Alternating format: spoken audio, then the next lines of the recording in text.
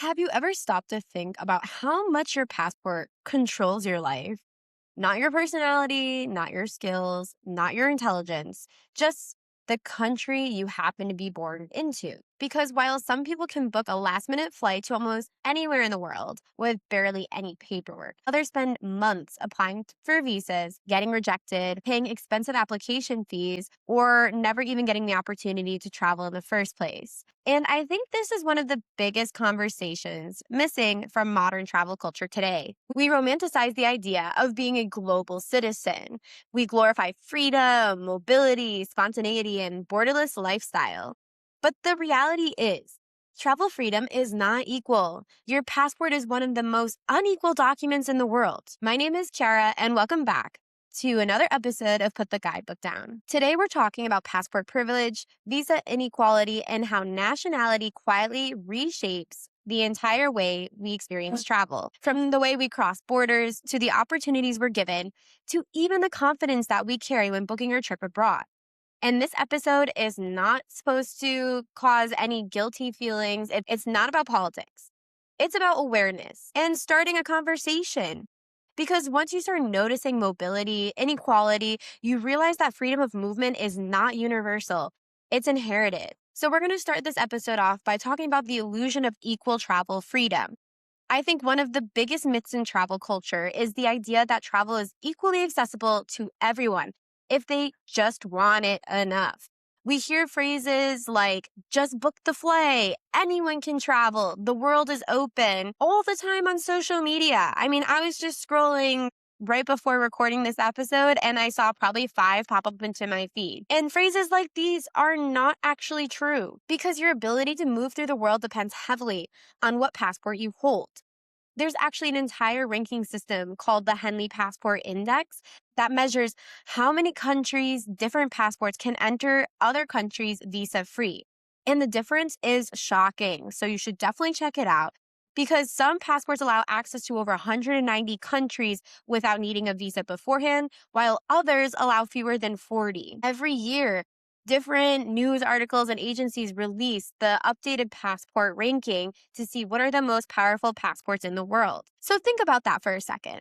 Two people can have the exact same level of curiosity, the exact same dream destination, the exact same passion for learning about the world and travel, but completely different access simply because of where they were born in the world. And as an American, I felt that this was not a topic that I was really aware of in the initial phases of my travel, and something that I've been reflecting on more and more as I've been traveling to different parts of the world. And one of the first destinations where I really had this realization was my trip to Egypt, where I was standing in line just to fly back home to the States and was seeing people, noticing how locals have stacks of documents just to leave the country, which took 20 minutes to review through customs, whereas all I had to do was show proof of my passport and I was able to go through into security.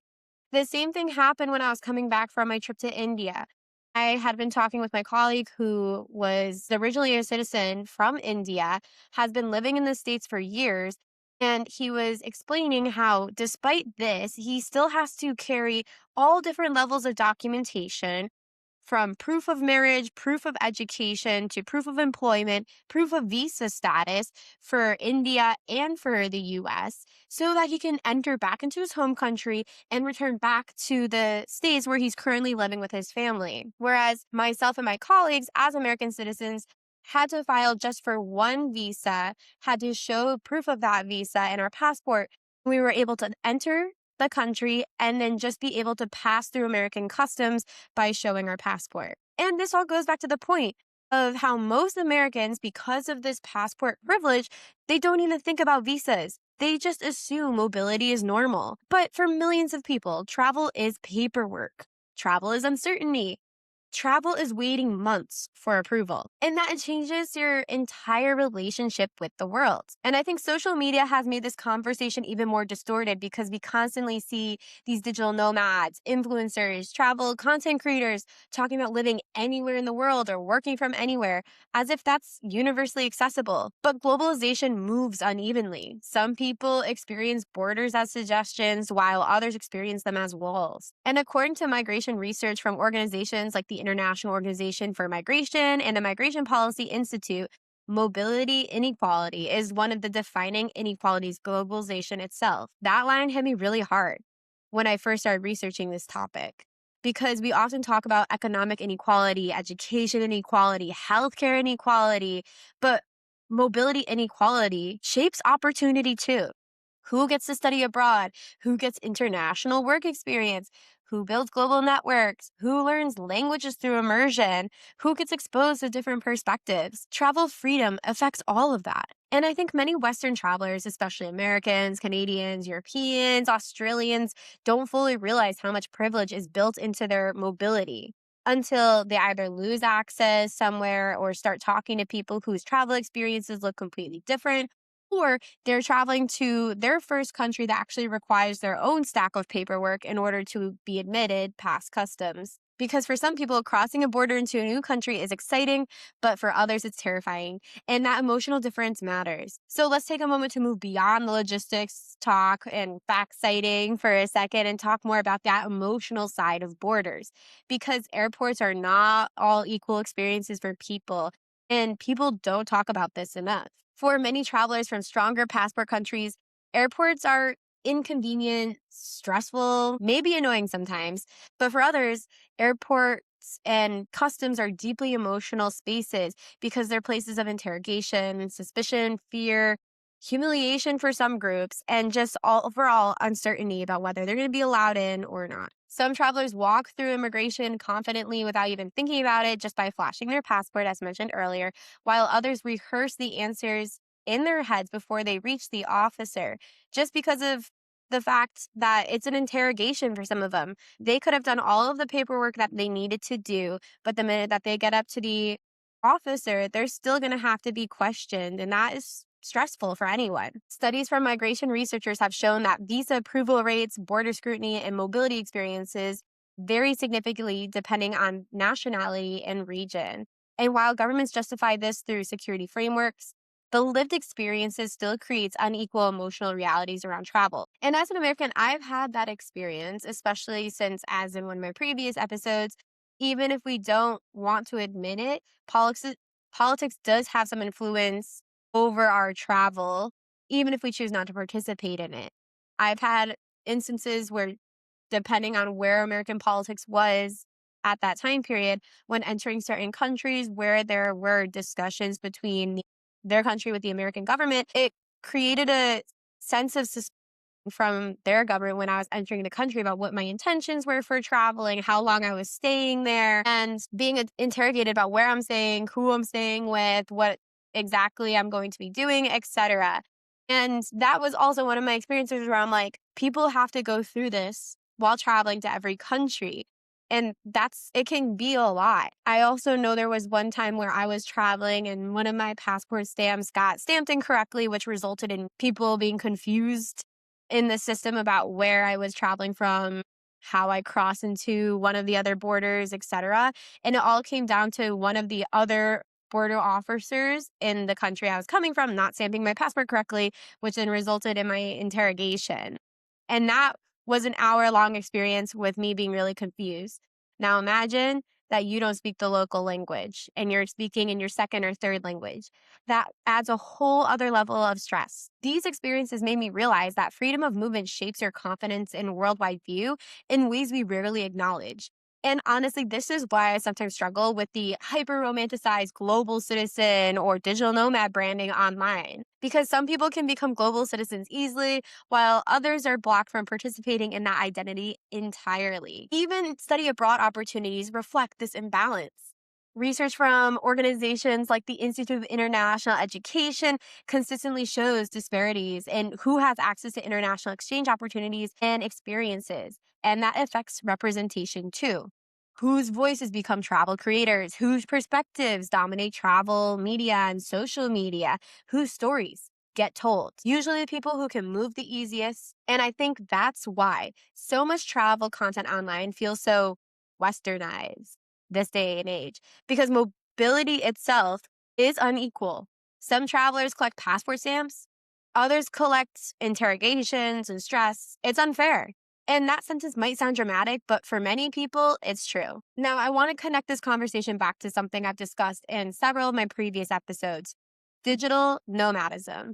Because I think digital nomad culture unintentionally exposes mobility inequality very clearly. We constantly hear and see messaging like move abroad, live anywhere, escape your country, work remotely from paradise, or I quit my corporate job to move to X and live out my dream life. But who actually gets to do that? Usually people with stronger currencies, stronger passports, remote friendly jobs, and access to international banking systems. Meanwhile, many locals in those same countries often cannot move with the same ease. And that creates a really uncomfortable contradiction. Sometimes foreigners can relocate into a country more easily than locals can leave it. And that's where globalization starts to look very uneven. And we start to see the westernization of different parts of the world where locals are being pushed out of the area, catering to Westerners. Even the phrase travel freedom assumes access. That doesn't mean digital nomads are bad people. That doesn't mean travelers should feel guilty for traveling. But it does mean that we need to have more awareness and conversations about the system shaping this travel, because travel culture often frames movement and travel experience as purely personal choices. But in reality, it's also structural privilege. And once you see that, it changes the way you think about tourism, migration, borders, and even identity itself. So, what do we actually do with all of this information? Because awareness without action doesn't really mean much. The first thing is simple: acknowledge mobility privilege, acknowledge passport privilege. That doesn't mean feeling guilty every time you board a plane. It means recognizing that your travel experience is not universal. The second is to learn about visa inequality. Actually, research what mobility looks like for people from different regions. Compare passport rankings, as I mentioned earlier. Look at visa requirements, look at the rejection rates. It's eye opening. And this is going to become even more of a discussion point with the ETIAS system being implemented into Europe. And if you don't know what that is, this is a great opportunity to pause and go look at my video about it that explains what it is, what it means, and how do we operate with this in the new tourism sector of Europe. But it is all very eye-opening, so you should definitely be aware of this. The third is to stop romanticizing borderless living without nuance. Because for many people, borders are not aesthetic inconveniences. They shape entire futures. And the fourth is to diversify whose travel stories you consume. And for travel creators, I would even say taking a pause from having you in the spotlight of your travel content to highlight one of the local voices in the area that you're visiting. Support creators from different countries and backgrounds, and take a moment to amplify the voices of the locals where you're visiting. Listen to those travelers and locals whose experiences with borders look different from yours, because the more diverse perspectives you hear, the more complete your understanding of global travel becomes. And lastly, use your mobility meaningfully. If you have the privilege to travel easily, learn deeply, engage respectfully, build connections, and don't waste that access staying inside tourist bubbles or your expat bubbles, because awareness doesn't erase privilege, but ignorance reinforces it. I know this was a deeper episode, maybe challenging you to think differently about your passport and how you move through the borders of different places. And I want to leave you with a couple of reflections to reflect on. Would your relationship with travel change if you had a different passport? Would you still see the world as open if every border crossing carried uncertainty? And how much of your confidence as a traveler actually comes from inherited mobility? Because I think once we realize that travel freedom is unequal, it changes the way we move through the world. It makes us more empathetic, more aware, more thoughtful, and makes us just better people. For some people, travel is self-discovery. For others, it's permission. But for some, it's also about seeking safety. Thank you so much for listening to another episode of Put the Guidebook Down. If this episode challenged your perspective even a little bit, I'd love to hear your thoughts in the comment section below. And if you enjoy these deeper conversations around culture, tourism, identity, and global travel, make sure you follow the podcast and our channel because we have a lot more conversations like this coming soon. Thank you. Bye.